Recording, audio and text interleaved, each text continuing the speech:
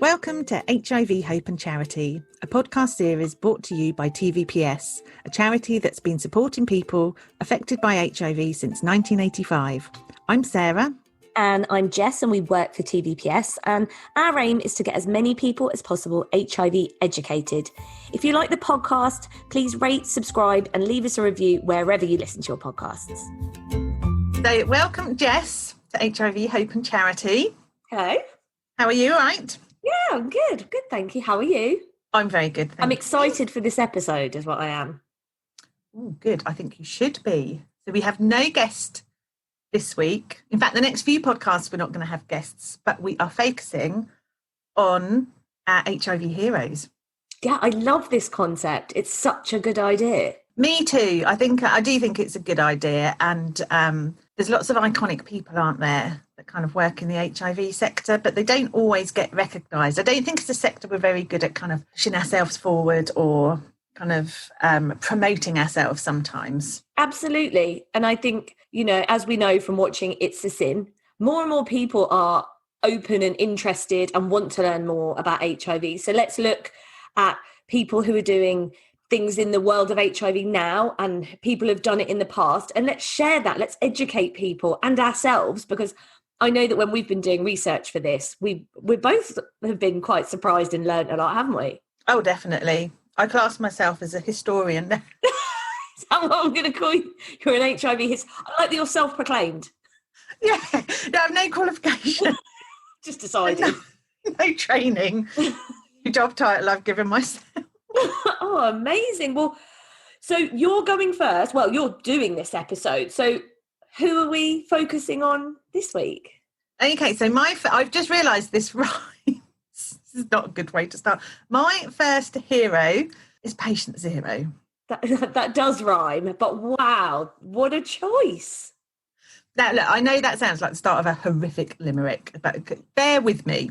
And actually, when I have looked at the story of Patient Zero, there are two heroes that make up my story. So you are getting two for the price of one, because, I'm just over-delivering. Look at me selling myself, over-delivering on all fronts with this one. Mine will be so underwhelming compared to this. Well, not underwhelming, but I only have one. I don't have multiple. I know, I'm greedy. And Wikipedia, I should mention, has been my absolute friend doing this, because I've sourced a lot of information from there to find out more about who Patient Zero was. So you've heard of Patient Zero? I have. Excellent. But lots of people might not. So he was the man who was purported to be the person that brought HIV to America. Exactly. That was crazy, my reaction. Isn't it? That's, you know, I don't really know the entire story, I have to say, so I'm very interested to hear all about it. But even I'm like, no, not one person. Like, come on. It was all landed on his shoulders. And he was basically accused of bringing a virus with no cure to an entire continent. So that's quite an accusation to kind of have laid at his door. So first of all, I mean, he does have a name. He's called Gayton Duga, which I may have mispronounced. I'm really sorry if I have.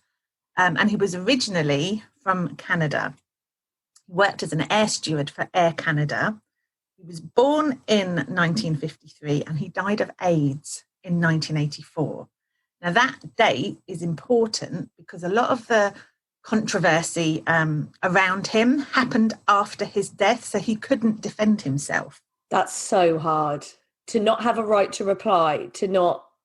But then also, was he not aware of everything that had happened? So is that, in a way, kind of nice that he wasn't around to hear that he was being villainised, let's say, or vilified in such a way? I think so. So yes, he probably didn't know, but then you think, oh, his friends and family. I can't even imagine, yeah. For someone you love, it's being spoken about. And actually to this day, that we're still called Patient Zero. Yeah. Yes, absolutely. So let's go back to the 80s, because that's when the AIDS epidemic started, as we know. And much like COVID, initially nobody, not even the scientists, knew what caused it. So in the same year as Dugas died, the Centers for Disease Control and Prevention, or the CDC in America, they published a paper in the American Journal of Medicine. And it was called the Cluster of Cases of the Acquired Immune Deficiency Syndrome. But for short, they called it the 1984 Cluster Study. And the study looked at the sexual contact of gay men with AIDS to see if they contracted it through an infectious agent. Now, I know that sounds absolutely bonkers to us now, but back then, nobody knew how HIV was transmitted. Right, yeah, that's it, isn't it? Yeah, of course, you're looking at all sides of it. And how ironic that actually we're talking about this in times of COVID. Yeah, well, yes, similarities, aren't they? Absolutely. Now, what the study did, they tracked the sexual activity of 40 AIDS cases in the United States, and they focused on men originating or living in California or New York. And that's because both areas had quite a high prevalence of gay men. Now, Dugas was one of the men that took part in the study, and the study looked at blood samples from these men as well as their sexual history.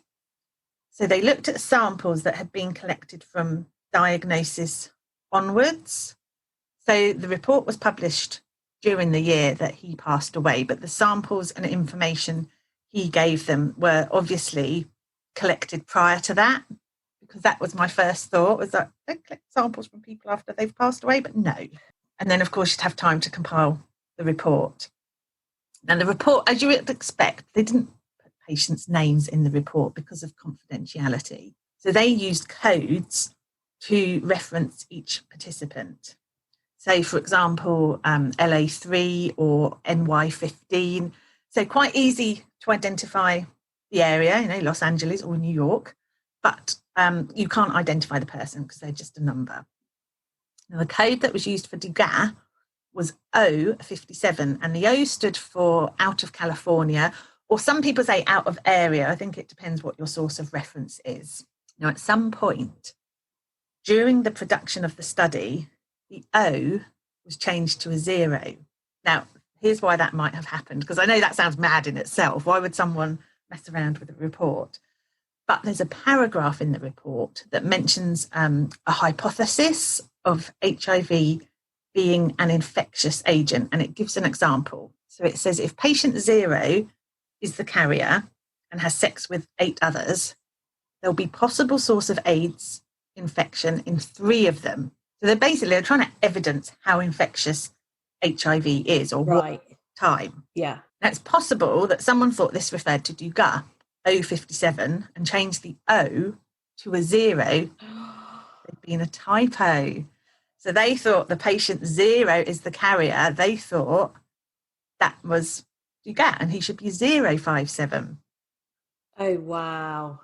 That example that was given in the report is generic. It's not based on specific people. It was purely there to evidence what might happen if someone contracts and passes on HIV. So it's kind of quite critical to the report that whoever was proofreading it or whoever was putting it together more than likely changed him to 057, and that's how he appeared in the report. So that's why he's patient 0, for no other reason than a typo, or not a typo, whether someone changed it purposefully or not, but that's why. Yeah, so that's how he got that label. Wow. Landed at his doorstep, was simply his reference code being changed from an O to a 0. Might you blow my mind a little bit? Oh, have I? Oh, I like it when I do that. Yeah, because we still, like we're saying, we still patient 0 is still referenced to this day. And that's sort of, it's a mistake because they're talking about the O, like you're saying, it's for out of area or, So if he was from New York or, I don't know, Los Angeles, like you were saying, he may never have been in this position. Yeah, he'd have been LA 57 or NY 57. That's crazy. I can't believe I have no idea about this before now. I know. So, do you want to know how it came into the public domain? Yes. Because it's only in the report. So how has it then gone from that? Oh, that's true. How's it spread? How are we talking about this right now? Okay, well, the study was published, so people would have access to it. And we know that his code had been changed. There was the generic example of patient 0. And there was somebody who read the report who was very intrigued by this, and he was a journalist and author, and he was called Randy Schultz. Now, what further intrigued him was a diagram in the report that I think it's called a spider diagram. You might know more than me, but it's the sort of diagram that you'd normally use in brainstorming. You know, when you put your subject in the middle and then all your ideas. Yes. Yeah. I'm gesticulating wildly. That no other benefit than you about what I'm trying to describe. But in this diagram, they were using it to depict the 40 men by code. Just so happened that 057, as he was by then, was in the middle of the diagram. So it did look like he was the epicenter or the starting point, and all the other codes kind of radiated off him. And that really intrigued Randy Schultz, because by then he's like, okay, this patient zero obviously is key to the spread of HIV. Now, the CDC, who produced the report, they were criticised for that diagram because it's misleading. It could have been anybody in the centre, but by coincidence, it was 057. But no further action was taken. And I can understand why, actually, because the work that they were doing at the time around HIV was of such huge importance that nobody wanted to upset them. Although they were criticised, it wasn't taken any further. Now, Randy, being a journalist, he started to do a lot more digging. So he's a gay man himself.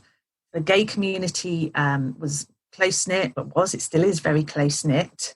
And he tracked down former boyfriends of those involved in the cluster study. Now, remember, they would have been contacted by the CDC to put together the jigsaw of who may have been infected. He spoke to lots of them, and he eventually worked out who patient zero was. I suppose it wouldn't have been that difficult to work out who other people in the report were. So their coding system might not have been as effective as they hoped. Yeah, not as anonymous if he was able to track people down and work out identities. Yeah, absolutely. Now, Randy Schultz, he wrote a book, and it's called And the Band Played On, Politics, People and the AIDS Epidemic, because he wanted to evidence the slow response the US government took to the AIDS epidemic. Now, I've read the book. I mean, it's not a light read, but you mentioned before that you've watched the film. Yeah, I haven't read the book. I didn't even know it had been made into a film. Yes, yeah. Or it's a TV series. It's one of the two. I'll check. But okay. Yeah. Well, the book's very factual.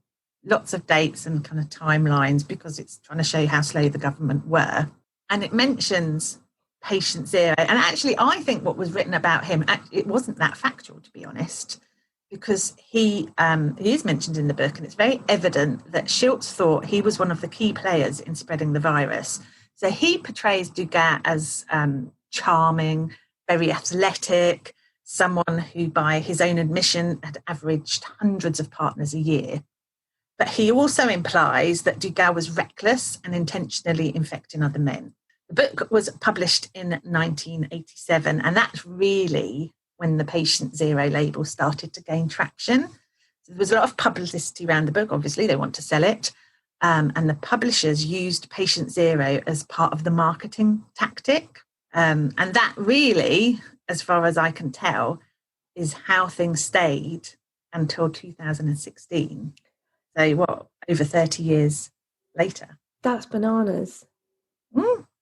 And so do we know if these things that Randy had said about Dugas, were they true? Was it that he got the information about him having lots of lovers, or how he acted, his personality? Did that come, do we know, from the ex-partners that he spoke to, or was it just a bit of an assumption on Randy's part? Well, there are factors that would lead you to believe that Dugas could be more implemented than he should have been. So in 2016, this is when it all starts to come to light. That is not that long ago. I'm so sorry to cut in. It's just like, what? I know. He's had to live with this title for over 30 years. But there were two men who were working independently of each other, but they came to the same conclusion. So one is a biologist called Dr. Michael Warraby. He was conducting a genetic study of blood samples collected from gay men in 1978 and 1979. And he was doing that as part of a Hep B study. And within those samples were samples from Dugas. At the same time, a Cambridge historian called Richard Mackay was studying the theory of patient zero, and both came to the same conclusion, that Dugas couldn't have been... See how excited I'm getting? Get into the apex, I'm going to get there faster. So they both came to the same conclusion, that Dugas couldn't have been the first person in America infected by HIV and was therefore not the source of infection. Now, Dr. Waraby's findings, they were published in Nature. He felt it was more likely that out of the original cluster study of men, Dugas probably contracted HIV in the middle rather than being the first in the study. So if he wasn't the first, he couldn't have been the source. Richard Mackay's research identified several causes for the patient zero label and dispelled the myth. His findings were picked up by the national press, and that is why he is my second HIV hero, because he cleared Dugas' name. Oh, but we need to talk about it more, because I had no idea about this. And we're still referencing patient zero, aren't we? And we still probably don't use his name that much, Dugas' name. And we still talk about him as patient zero. And I think we need to reclaim Dugas, Sarah. Oh, I think, yes, no, we definitely do, because you're right. I mean, I still refer to him as patient zero, and it's still quite a kind of common term. But it's not him. So that can be our campaign for the year. Let's make sure everybody knows that his name was clear. Yeah, say the full name again for us. Gayton Duga. We're reclaiming Dugas. Yes. I mean, at this point, if I've been mispronouncing his name all the way through, that would be shameful, wouldn't it? Oh, sorry if we are. I really hope we're not. Okay, do you want to know how Mackay managed to clear his name? Yes. Okay, right. During his research, Mackay discovered that one of the main reasons that the patient zero label stuck with Dugas was because he was really helpful. So a typo alone in the report would have been easy to dismiss, I think. But there are other elements that made the label stick. So each patient on the study had to recall their sexual history so that the CDC could trace their network of partners. Most men in the study averaged 227 partners a year, but could only remember a handful of names. Dugas, he reported having 250 partners, and he could remember, and he had the details for 72 of those men. So how did he know, or how could he recall so many?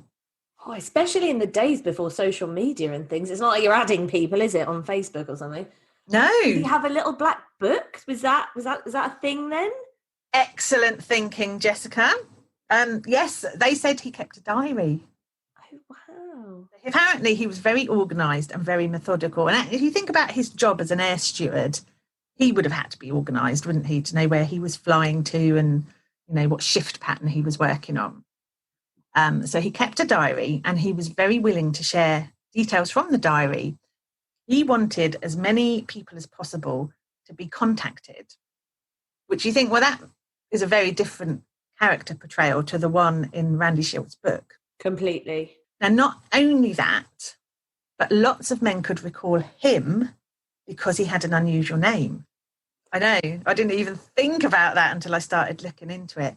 So think about when Randy was talking to the gay community, Dugas' name probably cropped up more often because it was so memorable. And because it cropped up often, it could also have contributed to the patient zero label, with an assumption that he was more promiscuous, perhaps, because more people remembered him. It makes so much sense, doesn't it, when you hear it like that, all those contributing factors. I know. Now, there's one more factor that contributes as well. He was the first person in the study to die, and many believed that the first to die must have been the first to contract HIV. Now, nowadays, we know that's not true, because people are affected by HIV in different ways, aren't they? You know, how strong your immune system is, the strain of the virus that you have. But back then, they didn't know any of that. So I suppose it's a reasonable assumption that you must have had it for longer if you die earlier than other men in the study. It's such a chain of unfortunate events. And from someone who actually sounds like they were really lovely. Not that that would matter, being patient zero or whatever, if you're really nice or not, but it's just really unfortunate all the way through. And they've all linked together, all these events, and here we are, and this patient zero label has just stuck. I know, when you put it all together, you're like, oh, I see. And actually, I think you can see why it would seem plausible to medical professionals that he could be patient zero. He's got an unusual name, which makes him well remembered by the gay community. He diarised lots of the men that he had slept with, which would have helped to kind of prod people's memories about him. He was the first to pass away. Even the medical profession have been using the term patient zero, and that became his legacy, didn't it, at the end of the day? Now, we said earlier about whether he knew that he had this label. I hope he didn't. I hope he didn't. In the same year as he died, so let's hope he never knew anything about it. But Richard Mackay, I think he sums it up perfectly, because he's quoted as saying that Dugas was one of the most demonised patients in history. I think that's probably a fair comment to make. It's just shocking, isn't it, when you hear the history and you hear how the patient zero label came about. And he's right. Dugas has been so vilified and is still, to this day, people still refer to patient zero. Yeah, this is it. Reclaim Dugas. This is what we're doing. And for his family as well, that must be so hard.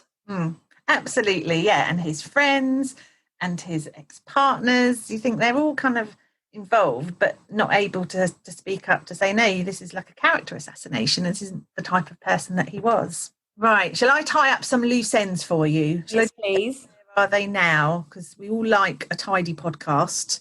And it's a bit bitty, isn't it, at the moment? So let's start with Randy Schultz, shall we? Wikipedia, my friend, says that whilst he was writing And the Band Plays On, he had an HIV test himself.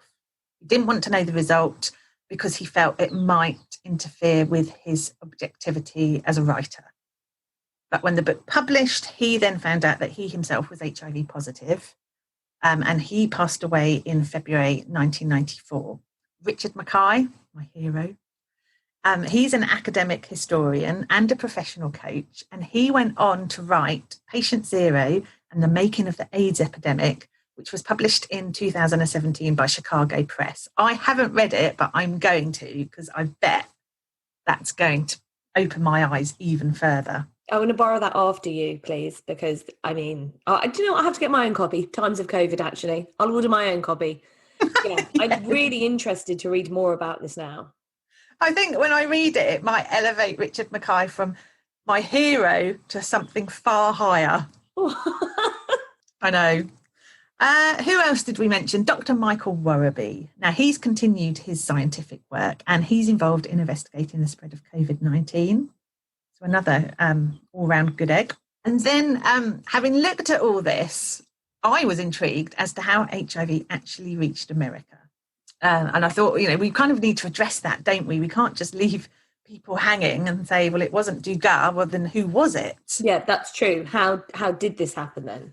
So I did some more research. Historian. That's who I am. So I found a New York Times article that was written by Donald G. McNeil Jr., and it was published on the 26th of October 2016. The headline of the article was "The Man Who Gave Us AIDS." Wow. Yes. So they're still trying to pinpoint it on him. But the point of the article was to evidence that Dugas was not patient zero. So that headline is very misleading. Isn't it? Because it would grab people's attention. In the article, it says, genetic analysis showed almost all AIDS cases in the USA were carried from Zaire to Haiti around 1967. We always talk about the AIDS epidemic being in the 80s, but they're talking about 1967. From there, it travelled to New York in 1971. Okay, so a decade earlier than when we're really hearing about it. And so the article says that Dugas' 1983 blood sample showed a strain already infecting men in New York before he began visiting. So he didn't start working for Air Canada until 1974, and yet the article says that the virus travelled to New York in 1971. It couldn't have been him. And then I found an academic paper written by Dr. Jacques Pepin. He's an infectious disease specialist. He wrote it in 2011. It's called The Origin of AIDS. And it showed that HIV was carried from Kinshasa in the Congo to Haiti in the 60s. That kind of ties up. And it was likely carried through one of the thousands of Haitian civil servants that were recruited by the United Nations to work in the former Belgian Congo after colonial rule collapsed. So whoever brought it back to Haiti, maybe it wasn't just one person, the cases that they had were then multiplied by unsterile conditions at a private blood collecting company that opened in 1971. And the company used to export 1,600 gallons of plasma to America every month. Oh, wow. And so was it infected sort of plasma and blood products? I think from what they're saying, donating blood plasma in Haiti was quite a big thing. And certainly the quantities that they were sending over to America seem huge to me. And that would explain why haemophiliacs were also infected, because that's another group that's rarely mentioned, actually. It's not kind of touched on in It's a Sin, but they were one of the early groups to be affected by HIV as well. And it could very well have been through the plasma that came from Haiti. Now, there's another reason why it would have come from Haiti to America, and that's because Haiti was like a sex tourism destination for gay men back then. So, of course, that might have given another route into New York for the virus. But I think through the research that I've done, the bottom line is that no one knows who brought the virus to the States. You can't pin it on one person or even one transmission route, to be perfectly honest. The final thing I want to say actually goes back to what we were saying about the patient zero myth, and it's about the damage that has been caused by this, because the New York Times article says that the patient zero legacy is still so strong that it influences some vulnerable groups, including gay men and African women, to avoid testing for fear of stigma or being accused of being carriers. Even to this day, people are still worried about the accusations that might be laid at their door about whether they've infected other people. So the myth, it's like you've said, the myth, it's still strong, isn't it? It still lives on. Yeah, and we need people to hear that actually patient zero isn't what they think it is. So, well done. Good job. That was amazing. I've learned so much.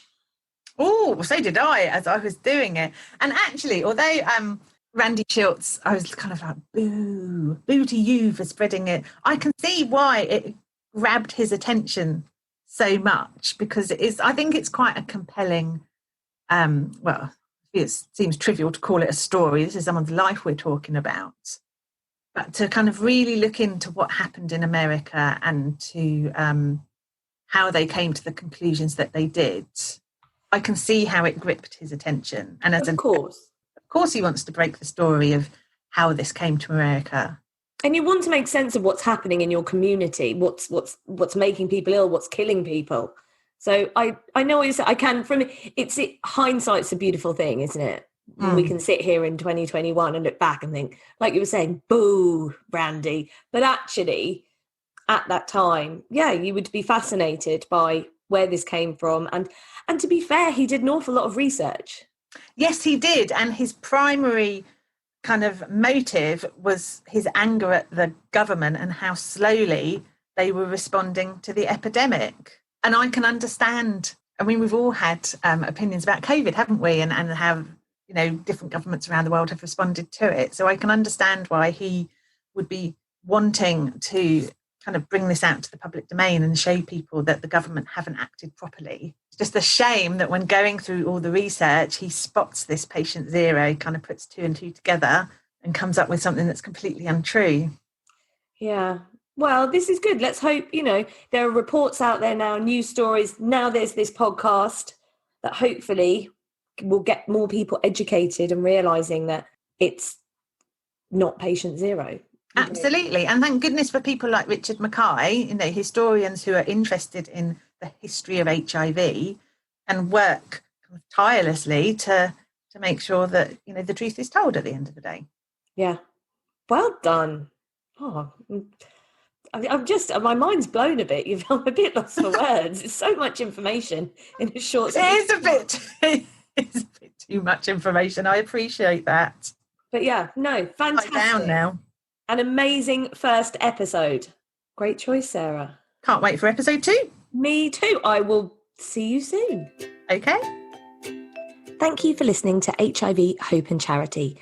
If you'd like to know more about the work that we do, visit tvps.org.uk.